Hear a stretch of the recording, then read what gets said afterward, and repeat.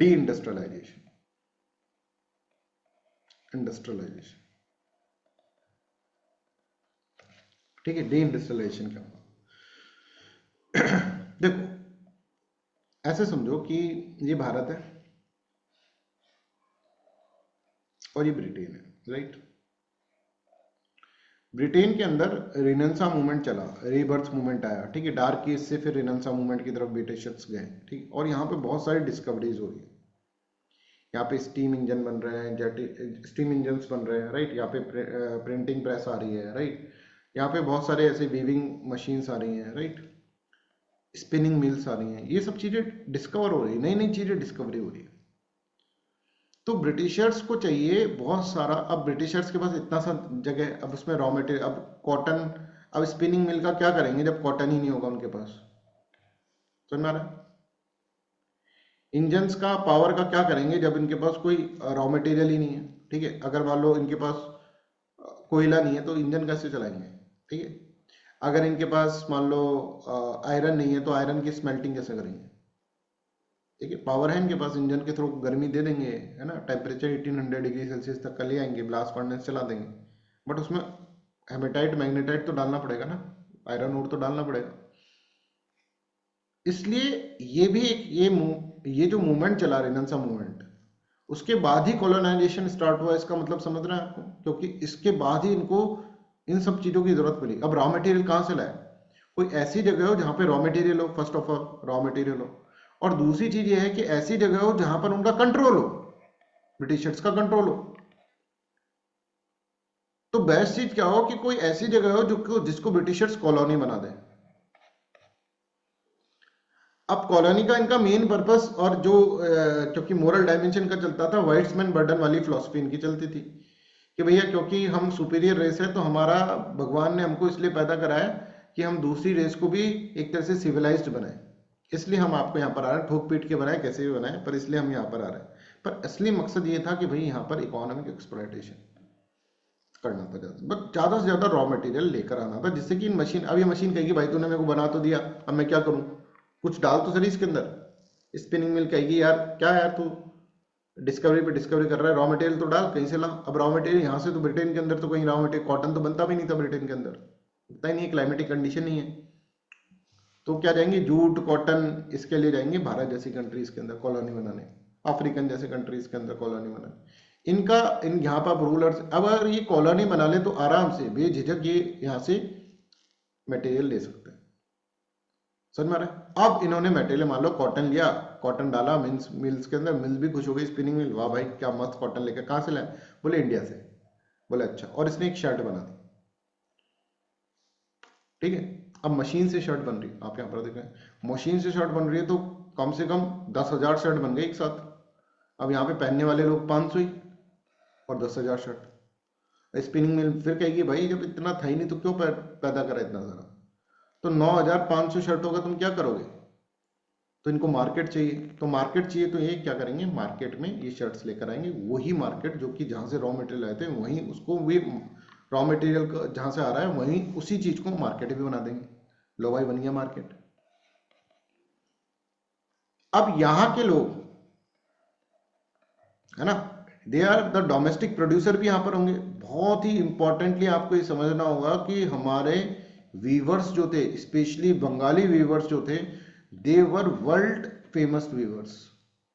राजा महाराजा हमारे कपड़े बनाए हुए पहनते थे, हमारे जो आयरन स्मेल्टर्स थे, ठीक है, वो जो तलवार बनाते थे आज तक ये नहीं बना पाएंगे। टीपू सुल्तान की तलवार जो थी, टीपू सुल्तान ने बहुत सारे इनोवेशन करे थे मैसूर के अंदर, राइट।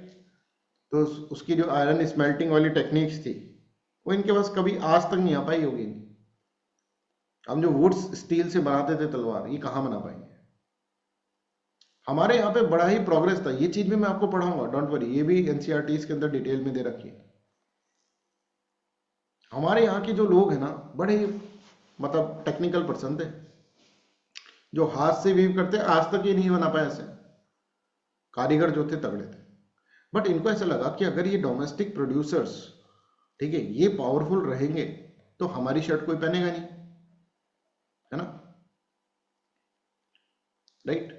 तो हमें किसी तरह से इनको पावरलेस बनाना पड़ेगा, कुछ ऐसा करें, सारा रॉ मटेरियल ले जाएं तो इनको रॉ मटेरियल ही नहीं मिलेगा तो क्या। कुछ ऐसा करें कि हम इनके ऊपर बहुत सारा टैक्सेस लगा दें, जिससे कि भाई 100 रुपए की शर्ट प्रोड्यूस कर रहे हैं, बेचनी पड़ रही है इनको 140 की, और हमारी जो शर्ट होगी वो सस्ती में बिकेगी तो सब ले लेंगे। कुछ ऐसा करें कि इनका ये धंधा छोड़ दे भाई, ये काम छोड़ दे, इनकी हालत कुछ ऐसे कर दे। मतलब कुछ ऐसा करें कि भारत के अंदर डी इंडस्ट्रियलाइजेशन हो जाए, और जैसे ही भारत के अंदर डी इंडस्ट्रियलाइजेशन होगा बच्चों, वैसे ही क्या होगा, वैसे ही ब्रिटेन को फायदा होगा। समझ रहे हैं कि डी इंडस्ट्रियलाइजेशन अगर भारत के अंदर कोई भी कॉटन का शर्ट प्रोड्यूस नहीं कर रहा है तो that is good for the British industries ना। इनको रॉ मटेरियल भी पूरा पूरा मिल जाएगा, कोई रॉ मटेरियल इनके अलावा यूज नहीं कर रहा, और ये फिनिश गुड के लिए मार्केट भी पूरा का पूरा मिल जाएगा, और that is a very very very win win situation for the Britishers. कि भारत के अंदर जितना अच्छा डी इंडस्ट्रियलाइजेशन होगा उतना अच्छा हमको यहां पर क्या होगा, हमारे देश प्रॉस्परस करेगा।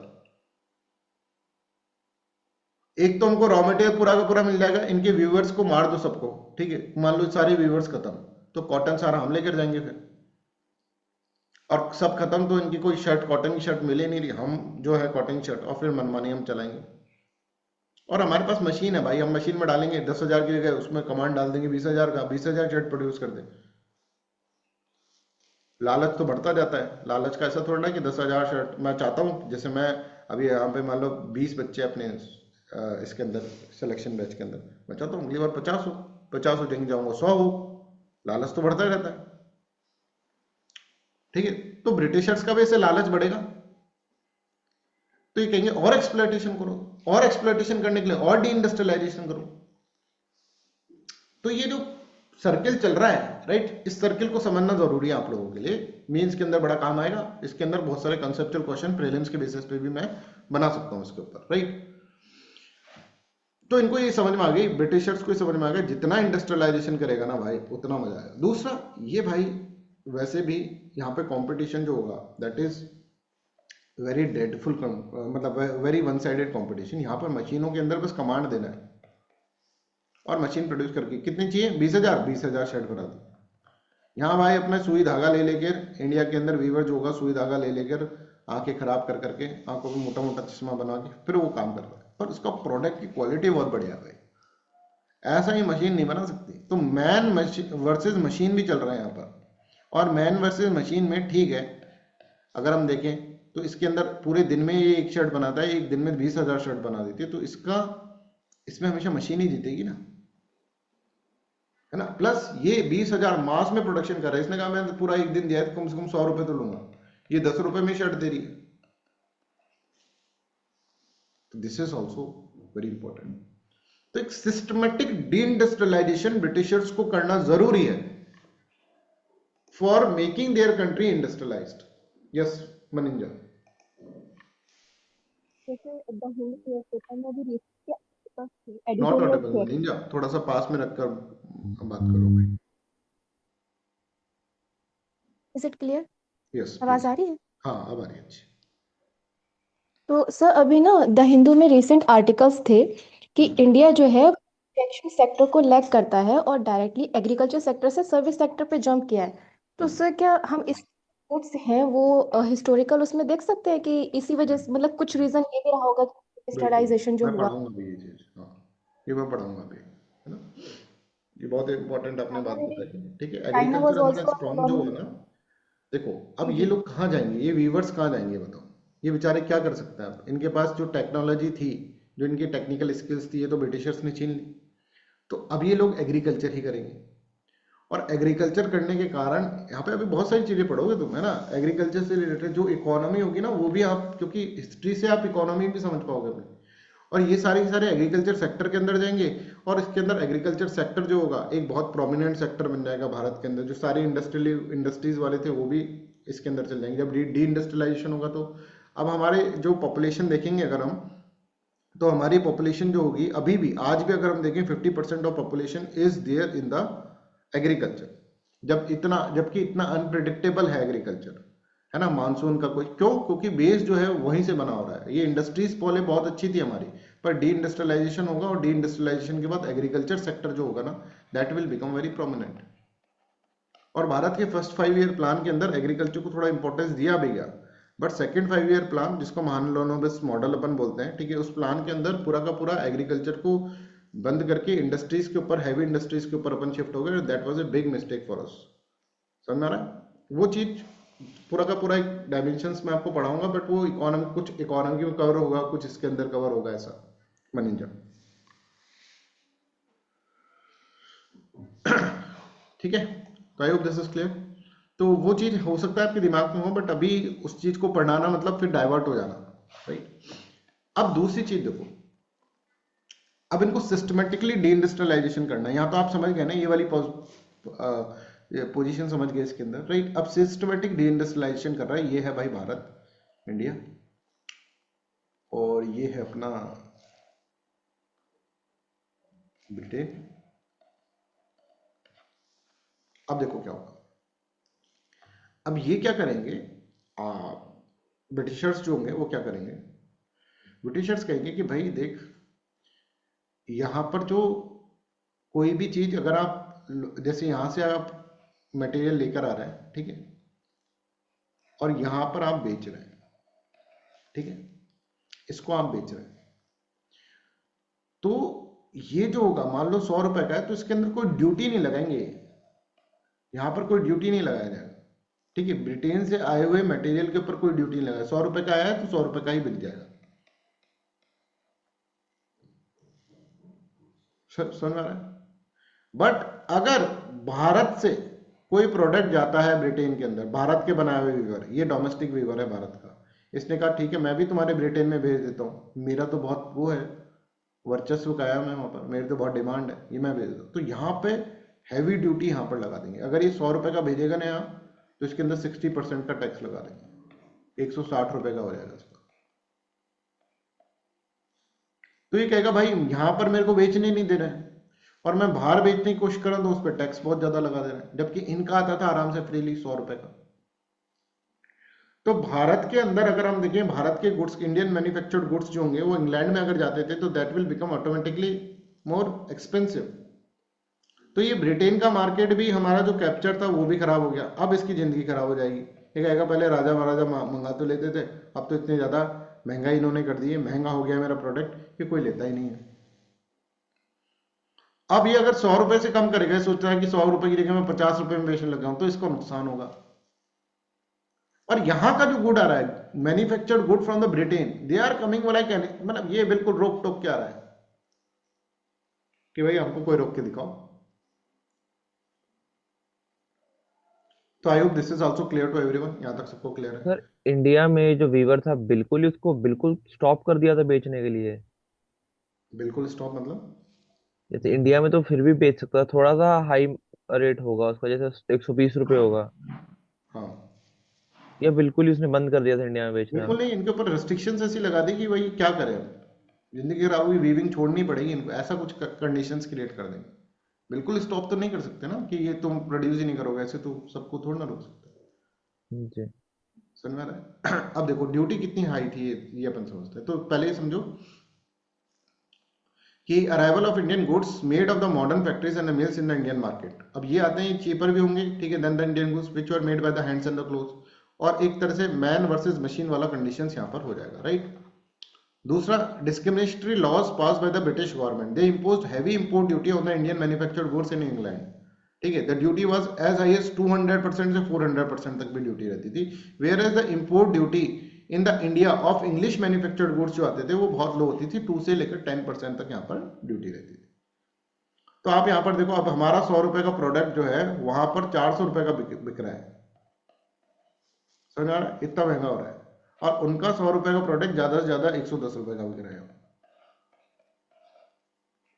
ठीक है, इंडिया के अंदर। तो ये डिस्क्रिमिनेटरी लॉज इस तरह से इन्होंने करे। दूसरा, वीवर की जिंदगी में एक और ये हो जाता था कि भाई हमारे पास रॉ मटेरियल, सारा रॉ मटेरियल तुम ले ही जाओगे तो हमारे पास रॉ मटेरियल नहीं रहेगा, मैं बुनूंगा क्या, मेरे पास कॉटन सिल्क तो रहा ही नहीं। तो यहाँ पर ये देखो, lack of raw material for the Indian manufacturer and the producer, most raw material like the cotton, sugarcane and jute were exported to the England, therefore it become costlier and the Indian producer either could not afford or had to raise the price of their finished products। अब जब वो lack scarcity हो जाएगी product की, raw material की, तो obviously there will be increase in the prices in India. India के अंदर प्राइसेस इंक्रीज होगी। अब पहले कॉटन जो था वो 100 हुआ करता था भारत के अंदर, अब 100 में से 70 कॉटन तो ये भाई ले गए अपनी मिल्स के अंदर डालने के लिए, हमारे पास बचा 30 कॉटन। अब 30 कॉटन और लोग बहुत सारे हैं वीवर्स, तो इसका प्राइस विल इंक्रीज। ये तो समझ में आता है तुमको। प्लस वहां पर पूरी सरकार उनके साथ है यार, पूरी सरकार उनके साथ है, सब्सिडीज दे रही है, जितनी ज्यादा स्पिनिंग मिल्स के अंदर सब्सिडी दे रही है, जेट इंजन वो स्टीम इंजन के अंदर दे रही है। इस तरह से आप देखेंगे कि कॉर्पोरेट्स को थोड़ा फायदा कर रही है सरकार, राइट, टैक्स वैक्स कम कर देती है, ऐसा कुछ कर रही है कि ज्यादा से ज्यादा प्रोड्यूस करो। और यहाँ पे सरकार इनको खत्म करने के ऊपर काम कर रही है, तो सरकार ही साथ नहीं है। समझ में आ रहा है? तो यहाँ पर डिइंडस्ट्रियलाइजेशन होता जाएगा। और अगर आप देखोगे तो एक और चीज मैं आपको बताता हूँ, एक और डेटा के साथ मैं एक चीज बताता हूँ। ब्रिटेन इतना सा कंट्री था, बट यहाँ पर finance system was very strong, government owned, बहुत सारे बैंक्स यहाँ पर थे। समझ में आ रहा है? जिससे एंटरप्रेनर को बड़ा फायदा होता है लोन लेने में, ठीक है, सस्ता लोन यहाँ पे मिलता था। यहाँ पे अप्रोक्सीमेटली उस टाइम पर डिइंडस्ट्रियलाइजेशन जब हो रहा था, तो approximately 600 banks were there. Oh my God, sir. और हमारे भारत के अंदर can you imagine only 10 banks were there, और that was also local banks. तो अब यहाँ के लोगों को अगर पैसा चाहिए होगा तो उनको साहूकार के पास जाना पड़ेगा, इनफॉर्मल बैंकिंग सिस्टम करना पड़ेगा, और वहां पर वो फंस जाते थे। उनकी अलग कहानी है साहूकारों की, राइट, उनके कारण काफी रिवोल्ट हो चुके हैं। तो यहां पर देखो कि lack of the finance and technical support for the Indian manufacturers, ये सारे पॉइंट लिखने पड़ेंगे भाई एग्जाम के अंदर। तुम ये लिखा हो कि बस इधर से रॉ मटेरियल लेकर उधर कर दो, तो ये नहीं, ये सारे in England 100 of the banks and financial institution has been established in 1800। London alone has 600 banks, London में 600 बैंक्स, लंदन में, where is in entire India it was less than 10। ठीक है, इसके साथ साथ आप यहां पर देखो, पहले जो होता था ना, ये बड़ा इंपॉर्टेंट है। पहले मान लो एक राजा होता है, राजा की बहुत सारी रानियां होती हैं, ठीक है, एक राजा की 100 रानियां, 100 रानियों के ऊपर 10 उनकी फ्रेंड, राइट, जो उनके रानियों का ध्यान रखती हैं, दासियां, ठीक है, इनसे होने वाले, हाँ, तो ये 10 इनके फ्रेंड्स, राइट। एक राजा का अगर रॉयल परिवार ही देख लो, तो वही इतनी डिमांड कर देगा कि हमारे इंडस्ट्री वाले की बल्ले बल्ले हो जाएगी। डिमांड ही भारत के अंदर इतना ज्यादा था, राजा महाराजा खूब डिमांड करते थे, और राजा महाराजा खुल के, कोई अगर एक मतलब एक ऐसी पेंटिंग बना देता है, कोई सोचता चलो राजा को बेवकूफ बनाते हैं, कोई ऐसी पेंटिंग बना देगा उसमें 3-4 तारे सितारे लगा देगा, बोले महाराज आपके लिए बनाई गई है, वाह क्या पेंटिंग बनाई, मजा आ गया, चलो गले से माला निकाल कर दे दिया आर्टिजन को, आर्टिजन की बल्ले बल्ले हो गई। आर्टिजन बोलेगा ये सही है, ठीक है। महाराज की रानियां, इनके लिए जवाहरात बनाया, ज्वेलरी सिस्टम कितना सही होगा, ठीक है। इनकी दासियां, फेवरेट दासी को चल आ जाते हो, आज शॉपिंग करा के लाती हूँ, तो हो गया मार्केट। एक पूरा मीना बाजार आपने सुना है? मीना बाजार, दिल्ली शहर का मीना बाजार लेकर, सुना है मीना बाजार? एक गाना आया था ना, है ना? तो मीना बाजार वाज फेमस फॉर दैट, कि रानी आएंगी, रानी अपनी दासियों को लेकर आएंगी, 10-10 दासियां ऐसे उनके साथ में रहेंगी, ले भाई दासी को शॉपिंग करा दी, करा दी।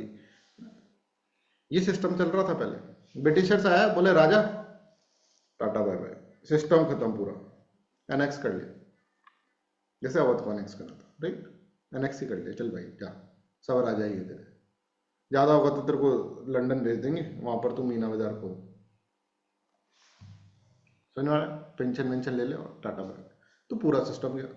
और वो जो महाराज की जय हो बोलता था, और महाराज की थोड़ी सी बुटलीकिंग करके माला ले लेता था महाराज से, ठीक है, कुछ ऐसे पेंटिंग वेंटिंग बना के, वो सारे आर्टिजन्स तो बेचारे बर्बाद हो जाएंगे, डिमांड ही खत्म कर दी। तो ये भी एक रीजन था डिइंडस्ट्रियलाइज। यहां तक आपको सोचना पड़ेगा, समझ में आ रहा है कि इंडियन इंडस्ट्रीज का डिइंडस्ट्रियलाइजेशन होने का ये भी एक था, राइट। तो यहाँ पर देखो ruin of Indian ruling elite become another reason for the destruction of the Indian industries because they were the largest consumer of the manufactured goods like weapons अब राजा ही नहीं है तो weapon का क्या करेंगे, weapon इंडस्ट्री खत्म भारत की, क्लोथ पहनते थे, furnitures, James and jewelleries, 9 lakh हार, 9 लाख हार समझते हैं, 9 लाख हार, 9 लाख का हार, राइट, उस टाइम पर perfumes and other articles of the day to day life and the luxury, कि महाराज आपके लिए एक इत्र की बोतल पेश कर रहा हूँ मैं। महाराज ने इत्र की बोतल देखी, कुछ नहीं था उसके अंदर, ठीक है, थोड़ा सा कुछ गुलाब रस डाल के दे दिया था, बोले वाह क्या खुशबू है, लो भाई माला। तो आर्टिजन्स के बहुत मजे थे, ट्रेडिशनल आर्टिजन्स जो थे ना वो बहुत फ्लरिश कर रहे थे एट दैट टाइम, राजा महाराजाओं के परिवार के कारण। अब राजा महाराजा ही नहीं रहे, राजा महाराजा बेचारा खुद सड़क पे घूम रहा है, बोले महाराज की जय हो, बोले अरे भाई भाई सुन लेगा कोई, महाराज की धीरे बोल, बोले भाई महाराज ये आपके लिए मैंने इत्र बनाया है, बोले इत्र क्या खाने के पैसे नहीं, इत्र को इत्र लगाऊंगा, ठीक है। तो ऐसा सिस्टम है, but with annexation of Indian state in 19th century the ruling elite disappeared which effect the local industry. तो लोकल इंडस्ट्रीज को बहुत दिक्कत यहाँ पर आएगी, है ना। लाल किले के बाहर चांदनी चौक वाला बाजार होता है कि वो मीना बाजार, लाल किले के बाहर तो चांदनी चौक है, वो वाला है क्या मनोज? सर लाल किला के अंदर ही है ना, कॉरिडोर में। अच्छा लाल किला के कॉरिडोर के अंदर, ओके। तो यहाँ पे देखो 6 the new ruling elite was English. अब न्यू रूलिंग एलिट जो होगी वो इंग्लिश होगा। अब देखो, अब भाई एलिट पता है कैसे होते थे, अब ऐसे होते थे कि भाई एक मान लो एक है, एक ए पर्सन, ठीक है, उसने कुर्ता पजामा पहन रखा है, एक आया भाई पूरा ब्रिटिशर्स की तरह दिख रहा है, कोट वोट पहन के वो बिल्कुल मस्त टाई वाई लगाकर। तो ये जो लोग थे ना, ब्रिटिशर चाहते थे कि टेस्ट चेंज हो रहा है इन लोगों का, है ना, ये इनको अनसिविलाइज बोले, क्या लुंगी पहन कर आ गया भाई, राइट, इस तरह से। तो ब्रिटिशर्स चाहते भी थे और इसको इस तरह से प्रेजेंट करा गया वहां पर, ठीक है, ब्रिटिशर्स को, दिस इज कि जो ब्रिटिशर्स के कपड़े पहन रहा है मतलब वो रॉयल है, ठीक है, और जो ये लुंगी वरुंगी पहन के आ रहा है, ठीक है, कुर्ता पजामा पहन कर आ रहा है, इनको एक तरह से ऐसा बोला गया कि भाई इसके पास पैसे की कमी इसलिए कर रहा है। तो भारत के अंदर ऐसे नए इलीट क्लास डेवलप होगी जो अब वो राजा महाराजा की तरह कपड़े नहीं, तो ब्रिटिश मेड गुड्स पहनती थी, और इससे ब्रिटिशर्स को और फायदा होगा कि अमीरी दिखानी है तो मतलब ब्रिटिश गुड्स कोट पैंट पहन कर, ठीक है। महात्मा गांधी पहले कोट पैंट पहनते थे, पर महात्मा गांधी बड़े बड़े ही वाइस पर्सन थे, वो नफ्स पकड़ना जानते थे लोग, उनको समझ में आ गया भैया कि डी इंडस्ट्रियलाइजेशन से ये वाला डायमेंशन आया। तो उन्होंने एक दिन कहा कि भैया देखो मैं अपना कोट पैंट हटाता हूँ, मैं धोती और लुंगी पहनूंगा, राइट, मतलब धोती पहनूंगा, राइट, जो भी है, राइट। वो भी एक अच्छी कहानी है, वो भी सुनाएंगे आगे चल के, तो और बहुत ज्यादा इंटरेस्ट होगा। अभी तो अपन को बहुत ज्यादा याद करने का था ना, इसलिए मैं तुमको धीरे भी पढ़ा रहा था और तुमको ट्रिक्स ब्रिक्स बताकर किसी तरह से मैनेज कर रहा था चीजों। अब तो बड़ी इंटरेस्टिंग चीजें आएंगी आगे, कंसेप्ट ऐसे ऐसे कॉन्सेप्ट आएंगे। New dealing lead was English, their taste was different and they preferred English good. दूसरा, lack of entrepreneurship skills displayed by the Indian man. अब वहां के जो लोग हैं वो तो पूरी कैपिटलिस्ट क्लास है भाई, उसको तो पता है कि मजदूरों से कैसे काम कराना है ना, किस तरह से अपन को क्या स्किल्स, एंटरप्रेन्योरशिप स्किल्स जो होती है, ठीक है, कि कितना प्रोडक्शन करना है, कैसे करना है, कहाँ बेचना है, ये सब। हमारे मैन्युफैक्चरर के पास एंटरप्रेन्योरशिप स्किल्स नहीं थी। अब इससे क्या होगा, इससे एक तो ये होगा कि भारत के अंदर गजब की गरीबी आ जाएगी, क्योंकि भारत के अंदर पहले सारे लोग जो थे वो यही काम करते थे, फार्मर्स और किसान विसान जो थे वो तो कम ही थे। गजब की पॉवर्टी और गजब का अनएम्प्लॉयमेंट आ जाएगा, लोग मारे मारे पड़ेंगे। और इसके कारण अब देखो इंडस्ट्रीज में से लोग निकलेंगे। अब एक घर ऐसा था, समझो, अब चीजों को समझना कैसे इकोनॉमिक डायमेंशन हम पकड़ रहे हैं इसके अंदर, और ये सब लिखने पड़ेंगे तुम्हें।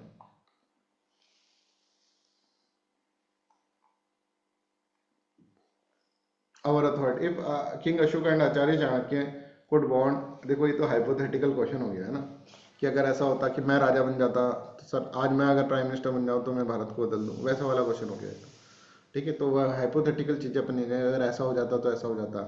अगर मान लो बैटल ऑफ प्लासी के अंदर, यहाँ वहां तक क्यों आता है, ऐसे बोलो कि अगर नवाब सिराजुद्दौला का दौला जो होता, ठीक है, उसका मीर जाफर उसका साथ दे देता तो सब कुछ हो जाता, मीर जाफर मर जाता तो बीमारी से, ऐसा हो जाता। पर ऐसा हुआ नहीं ना। हिस्ट्री का ये तो है कि ऐसा हुआ नहीं, ये अपन को पता है। हम जो पढ़ रहे हैं वो चीज़ें हो चुकी हैं। तो ऐसे क्वेश्चन उठाने की साहब अगर ऐसा हो जाता तो कैसा हो जाता, तो that is a very hypothetical question. उस डायमेंशन में अपन को नहीं जाना। अब यहाँ पर देखो क्या होगा कि एक फैमिली है जिसमें 4 लोग हैं, ठीक है। इसके 2 भाई जो है वो खेत संभाल रहे हैं, खेत में से प्रोडक्शन हो रहा है 100 रुपीज कमा रहे हैं प्रोडक्शन, और 2 भाई इंडस्ट्री संभाल रहे हैं। इनके राजा महाराजा से अच्छे कांटेक्ट है। अगले दिन पता चला राजा खुद सड़क पे घूम रहा है, भाई कोई खाने के लिए दे दो, तो इनकी इंडस्ट्री बर्बाद हो गई। ये घर पे फोन करते हैं कि भाई क्या करें, अब क्या करें भाई, तो बस सब बर्बाद। बोले आजा यार खेती कर ले। अब खेती ये पहले सफिशिएंटली कर रहे थे, 2 जने 100 रुपए प्रोड्यूस कर रहे थे, अब आ जाएगा यहाँ पे 4 जने, और 4 जने भी 100 ही रुपए प्रोड्यूस कर रहे हैं। बस कुछ तो करना था, ये हाथ बटा रहे हैं, पर उतना ही प्रोडक्शन हो रहा है। एक जगह और कितना प्रोडक्शन होगा, ये पहले 1 घंटे कम सोता था, अब 1 घंटे ज्यादा सोने लग जाएंगे, बस ये तो होगा। और चारों भाई मिलकर अब 100 रुपए कमा रहे हैं। पहले 2 भाई मिलकर 100 रुपए कमाते थे, और ये भाई राजा से 500 रुपए ले आता था। अब दोनों भाई मिलकर, मतलब चारों भाई मिलकर 100 रुपए कमा रहे हैं, और this is known as disguised unemployment. अच्छा, पहले एग्रीकल्चर के अंदर 2 ही लोग काम करते थे, अब 4 लोग काम करने, एग्रीकल्चर के ऊपर प्रेशर बढ़ गया। और इसलिए ऐसे ही थोड़ा ना कि हमारी आज तक पॉपुलेशन जो है एग्रीकल्चर के ऊपर इतनी ज्यादा डिपेंडेंट क्यों है। पहले तो नहीं थी, ब्रिटिशर्स के आने से पहले तो नहीं थी, पहले तो हमारी इंडस्ट्रीज इतनी, पर डी इंडस्ट्रियलाइजेशन हुआ तो बेचारे करें क्या, अब एग्रीकल्चर की तरफ ही जाना पड़ेगा। एग्रीकल्चर में भी आउटपुट रिमेन सेम, तो डिसगाइज अनएम्प्लॉयमेंट यहां पर आएगा। I hope this is clear to everyone. Point number 1 that you need to understand. अब ये आगे जाकर हमारी इकोनॉमिक डायमेंशंस के अंदर प्रॉब्लम्स में काउंट होगा। यहां से हो रहा है ये डी इंडस्ट्रियलाइजेशन से होने इतना, तो कभी कभी ऐसा आ जाता है कॉन्सिक्वेंसीज ऑफ डी इंडस्ट्रियलाइजेशन, तो this is the consequence of the deindustrialisation, क्योंकि आज इकोनॉमी को हमको फेस करना पड़ रहा है। दूसरा सुनो,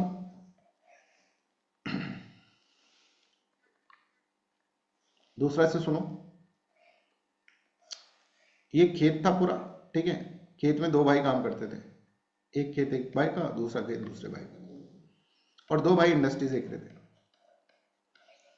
फोन पे बात होती रहती थी।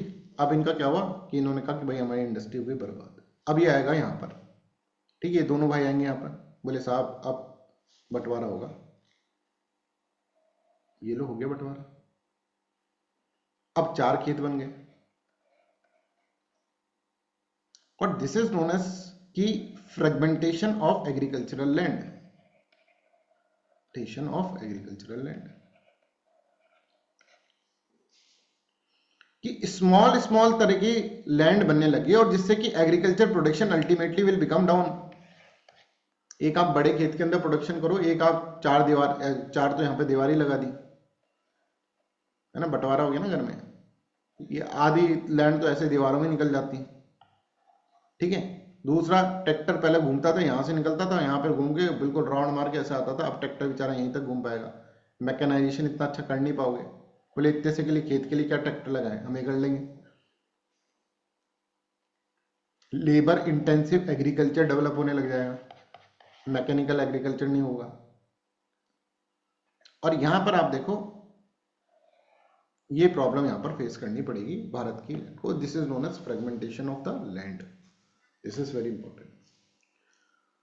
तो यहां से अगर आदमी देखेगा, ठीक है, तो यहां पर अगर आप देखोगे तो यहां पर इतना सा इसको दिख पाता था, पहले पूरा का पूरा दिख पाता था पहले। आज भी आप देखोगे तो विदेशों के अंदर है ना, बड़े बड़े फार्म्स हैं, चॉपर से वहां पर फार्मिंग करी जाती है, चॉपर से इंसेक्टिसाइड पेस्टिसाइड डाले जाते हैं, इतने बड़े बड़े फार्म है।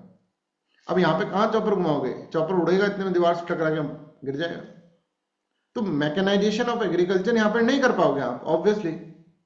और इससे क्या होगा, जो एग्रीकल्चर पे ऊपर एक तो प्रेशर बढ़ा, ऊपर से के ऊपर मैकेनाइजेशन आप नहीं कर सकते एग्रीकल्चर का, तो that will create a problem कि यहाँ पे प्रोडक्शन और लो हो जाएगा।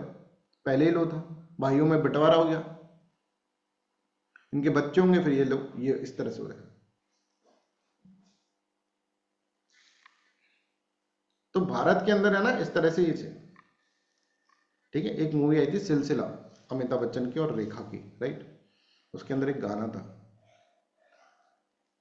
और वो गाना विदेश में शूट करा गया था। वो मैं गाने देख के मेरे को पता लग गया था कि ये विदेश में शूट करा है, क्योंकि इस गाने के अगर बोल अगर आप देखोगे ना तो ऐसा उन्होंने कहा था कि देखा एक ख्वाब, है ना, कि सिलसिले हुए दूर तक निगाहों में थे गुल खिले हुए।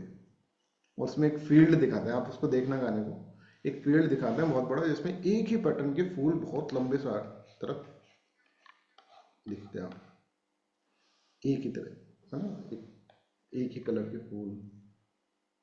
ऐसा सिस्टम कहीं भारत के अंदर हो ही नहीं सकता उस टाइम पीरियड के अंदर जब ये गाना शूट करा गया, क्योंकि हमारे लैंड में इतनी बड़ी लैंड देखना हमारा, ठीक है, कश्मीर की साइड मिल जाते थे इस तरह के, बट यहाँ पे फिर आपको स्विट्जरलैंड ही जाना पड़ेगा, क्योंकि हमारे यहाँ तो देखा एक ख्वाब ही है वो, तो ठीक है, कि दूर तक निगाहों में गुल खिले हुए।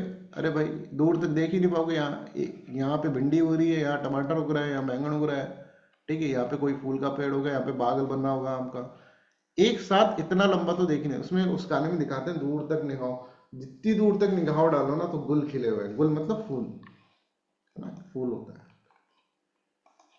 हमारे यहाँ पे नहीं था, because of fragmentation of land. You should understand this, ठीक है, कि फ्रेगमेंटेशन ऑफ लैंड एक बहुत बड़ी प्रॉब्लम है आज के टाइम पे भी। आज के टाइम पे भी एवरेज लैंड होल्डिंग अगर हम देखें तो बहुत कम है, पॉइंट्स के अंदर है, 0.52 हेक्टेयर ऐसा कुछ करके, जिससे कि एग्रीकल्चर पे डिपेंडेंसी इतनी ज्यादा है लोगों की और उस पर प्रोडक्शन हो नहीं पा रहा है। तो this is effecting our GDP, ठीक है, बिकॉज जीडीपी के अंदर कंट्रीब्यूशन एग्रीकल्चर सेक्टर का देखो तो बहुत कम है। और अगर मान लो ब्रिटिशर्स नहीं आते हमारे यहाँ पे और डी इंडस्ट्रियलाइजेशन नहीं होता तो आज हमारा एग्रीकल्चर सेक्टर पे इतना प्रेशर नहीं होता। ये चीज आपको एग्जामिनर को समझानी होगी लिखते वक्त, कि आज की जो कंडीशन है वो हिस्टोरिकल डायमेंशन से ब्रिटिशर्स के कारण हुआ है। जैसे आज अगर हम देखते हैं तो सब कुछ ऐसे बोल देते हैं नेहरू के कारण ये हुआ है, तो इससे बढ़िया है कि आप ब्रिटिशर्स पे जाओ, क्यों अपने आदमी को बदनाम कर रहे हो, ब्रिटिशर्स के कारण हुआ, ऐसे बोल सकते हो। तो यहां पर इस तरह से इसके अंदर बोलते रहते हैं, राइट। तो अब कॉन्सिक्वेंसेस का देखो कि poverty increase due to the unemployment in caused by the deindustrialization, सब बेरोजगार हो गए बेचारे, ठीक है। Pressure on the agriculture increased, disguise unemployment बनेगा, स्मॉल होल्डिंग ऑफ लैंड यहां पर इसके अंदर देखने को मिलेगी, ठीक है। तो फ्रेगमेंटेशन ऑफ लैंड ये डी इंडस्ट्रियलाइजेशन के कारण। Balance between the agriculture and industrial economy was broken and India become primarily an agricultural economy.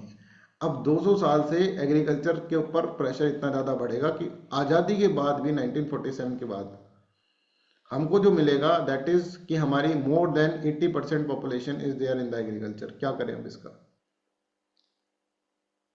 तो जवाहरलाल नेहरू ने मान लो नोबस के साथ मिलकर एक प्लान सोचा कि हम क्या करते हैं, फोर्सफुली करते हैं कुछ, कि एग्रीकल्चर को भूल जाते हैं, इंडस्ट्रीज के ऊपर फोकस करते हैं, बड़ी बड़ी इंडस्ट्रीज खोलेंगे करेंगे, पर वो प्लान फेल हो जाएगा। एकदम से 200 साल की चीजों को एकदम से तुम थोड़ा ना 5 साल के अंदर चेंज कर दोगे, 5 ईयर प्लान करोगे। तो I hope this balance between agriculture and industrial economy was broken and India become primarily an agriculture. Why India is agricultural economy? तो ये हिस्ट्री से आएगा भाई, क्योंकि उन्होंने डी इंडस्ट्रियलाइजेशन कर दिया। हमारे भाई लोग जो इंडस्ट्रीज में थे वो सारे सारे एग्रीकल्चर में उतर गए। Why there is a fragmentation of land in India? तो हिस्टोरिकल रीजन आपको इसके अंदर खोजने पड़ेंगे। तो देखो, loss of the many industries lead to the loss of art, culture, heritage, ये सब खत्म हो जाएगा हमारा, और इसके कारण deindustrialization will become a big problem for us. हमारे डी इंडस्ट्रियलाइजेशन के कारण हमारी आज तक इकोनॉमी को वो इंपैक्ट कर रहा है।